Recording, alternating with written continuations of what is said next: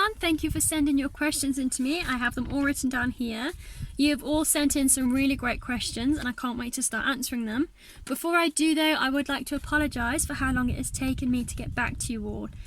In my last video it was nice and hot and sunny. However, since then we have had a lot of rain. We've had roads flooded, fences broken down, the roads have crumbled and we've had to repair them. So there's been quite a bit of damage on the reserve due to all the rain. But today it's stopped a bit and it's still cloudy, but it's dry enough for me to go around driving and to answer your questions. So let's start. Why do you live in South Africa? This is a very good question. Since I was your age, I've always loved animals and I knew I wanted to work with animals. So when I finished school, I went to university and college and I studied animals and learned all about how to look after them, all about their behaviour, everything about animals. When I was in university, we went on a trip to South Africa, so we came here to this reserve and I fell in love with it. I fell in love with all the animals, I got on very well with all the staff. So when I finished university, I came back out here and I volunteered with my time. And they offered me a job. So I moved out here and now I help look after all the animals. What do you live in and do you live close to animals? So I live in a wooden cabin. It has a tin roof. Our kitchen is another cabin. Our bathrooms are another cabin. So we live in a camp and yes, we live close to animals. We don't have a fence around our camp, which means that animals can walk through whenever they want. Particularly, my boss has a pet zebra and a pet donkey. She rescued the zebra when she was a baby and now she thinks she is one of us. So she wanders around camp, she follows you around. She's even broken into the kitchen before and eaten our bread, which was quite funny looking back at it, but at the time we were all quite annoyed that we couldn't have our sandwiches for lunch. Why is it sunny? Okay, so obviously I've just explained we've had rain, but the reason it's sunny and we haven't had snow and the cold weather like you guys have is because we're on a different part of the world. So where we are, it's summer and it's your winter, and then as it turns into summer for you in England, we'll be in our winter and we'll be all cold. So we just have different seasons to everyone living in England. What time do you start and finish your jobs? It all depends on what jobs you're doing. So as I mentioned in my last video, we have to drive around 24 hours a day to make sure that animals are okay, and that includes during the night time. So it depends what job you've been given for that day. If you're on the night shift, you might start work at 10 o'clock at night, where I'm sure you guys are all tucked up in bed. We have to go out driving throughout the night and we don't come back and go to bed until you guys are probably starting school. If we're on morning patrol, so for example today I started at 9 o'clock in the morning, I'll go back for my lunch about 1 o'clock in the afternoon, have an hour for lunch, and then I'll go back to work till 6, 7 o'clock tonight. So it really does vary on what job we're doing. Do you know how tall giraffes are? Okay, good question. I love this question. So giraffes are about 6 meters tall. That's about 20 feet. Okay, fun fact, that's about the same height as T-Rexes used to be. To help you see this more, here's a giraffe, 20 foot tall. Here's me stood next to a giraffe, I'm 5'4". And now Miss Garrigue comes to my shoulder, so Miss Garrigue would be about here. So now you know, that's how tall giraffes are. Very, very, very tall.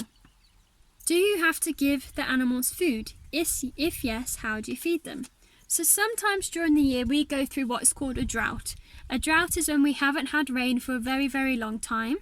We run out of water on the reserve and all the grass and all the plants and all the trees die, because I'm sure everyone knows you have to give plants water.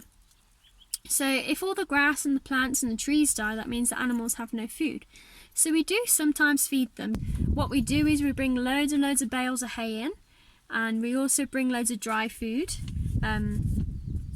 And we put them in like old tyres or in old bowls, and we just dot them all around the reserve, and then we just monitor when they need filling up. And all the animals, they're very clever, they can smell the food, and we put them all over the reserve and they go and eat them. How many animals do you have? Okay, so we don't know the exact number because, like I said before in my last video, all our animals are wild and it's very, very difficult to see them all. However, once a year we send a helicopter up in the air and they go around for 2-3 hours and they try and count every single animal they see. So we know we roughly have 2,500 animals. That's all the antelope. However, we do get your smaller animals such as rabbits, scrub hares, aardvarks, warthog, all these animals that live in burrows or live in the deep grass or live in the trees that we wouldn't see every day, that we don't see often. So there probably is more than 2,500 animals, but in terms of the zebra and the wildebeest and the rhino and the giraffe, that's roughly how many we have. How do you catch the animals? So we don't really need to catch the animals because they are wild. However, if we need to catch an animal because it's going to a different reserve or because it needs to be seen by a vet, what we'll do is the vet will dart the animal, and then that dart is basically giving them an injection that puts them to sleep.